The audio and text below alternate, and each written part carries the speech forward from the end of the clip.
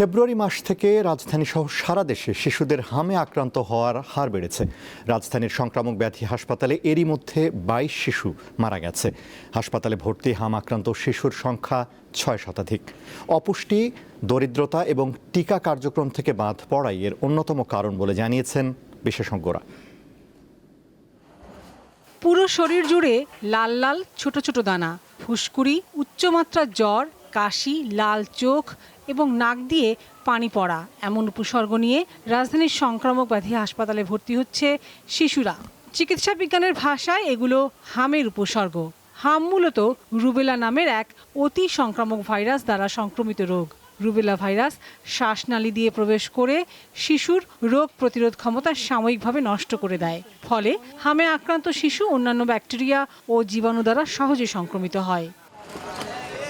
রাজধানীর মহাখালী, মোহাম্মদপুর, কেরানীগঞ্জ, দোহার এবং ঢাকার বাইরে নরসিংদী, মুন্সিগঞ্জ, গাজীপুর, জামালপুর, শরীয়তপুর ও মাদারীপুর সহ বিভিন্ন জেলা থেকে রোগীরা এই হাসপাতালে ভর্তি হয়েছে। যে অসুস্থ হয়েছে সে তোমার কি হয়? সে আমার ভাই হয়। বয়স কত? ওর বয়স 6 মাস। ওর সর্বপ্রথম পাতলা পায়খানা হয়েছে, এরপর নিউমোনিয়া, এরপর হাম হয়েছে। ওর প্রথমে ঠান্ডা জ্বর, কাশি ছিল, আস্তে আস্তে এরকম ছিল। তা ট্রিটমেন্ট নিয়ে তা দেখি কোনো উন্নতি মানে একদমই হইতে আসছিল। পরে যে শেরেবাংলা দিয়ে আবার ভর্তি করে যখন অবস্থা আরও খারাপ হচ্ছে তখন ঢাকা মেডিকেলে রেফার করছে শ্যামলীতে। তো ওখানে শিশু রাখে নাই, পরে আবার এই জায়গায় রেফার করছে। ডিএনসিতে নিয়ে আসছি, ওনারা বলতেছে ওর নাকি হাম। তো এখানে নিয়ে আসার পরে ভর্তি করাই গেছে, কালকে আসছি আমরা। চিকিৎসকরা জানিয়েছেন হাসপাতালে ভর্তি হওয়া শিশুদের বেশিরভাগের বয়স 3 থেকে 10 মাস। আগের মতোই clean. Berger easy clean fresh, দেয়ালে দাগ থাকবে না, রাখবে সুরভিত। যারা মারা গেছে তাদের হাম ছাড়াও কিডনি জটিলতা, শ্বাসতন্ত্রের রোগ ও হৃদরোগ সহ নানা জটিলতা ছিল। যারা মৃত্যুবরণ করেছে তাদের হাম, নিউমোনিয়া, সাথে আরও কিছু কোমরবিডিটি ছিল। কোনো পেশেন্টই শুধু হামের জন্য মারা গিয়েছে এরকম নয়, হাম সাথে হামের জটিলতা। তিনি জানান, শীতের পর এই সময়ে হামের মতো ছোঁয়াচে রোগ এমনিতেই বেড়ে যায়। তবে অনেক শিশু হামের টিকা না নেয়ার ফলে সংক্রমণ বেড়েছে।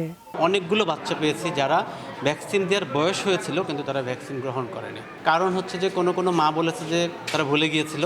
আবার এমন হয়েছে যে যখন ভ্যাকসিনটা দেওয়ার কথা তখন জ্বর হয়েছিল, চিকিৎসক কিছুদিন পরে আসতে বলেছে, তারা আবার ভুলে গেছে। আবার কিছু কিছু ক্ষেত্রে এরকম হয়েছে যে ওই সময় যে সময় ভ্যাকসিনটা দেওয়ার কথা ওই সময় ওনারা হয়তো বা একটা টেম্পোরারি অভাব ছিল টিকাদান কেন্দ্রগুলোতে। স্বাস্থ্য অধিদপ্তরের তথ্য বলছে, সম্প্রসারিত টিকাদান কর্মসূচির আওতায় 9 থেকে 15 মাস বয়সী শিশুরা হামের টিকা পেলেও অন্তর্বর্তী সরকার টিকাদানের বিশেষ ক্যাম্পেইন 5ম সেক্টর প্রোগ্রাম থেকে বের হয়ে আসে।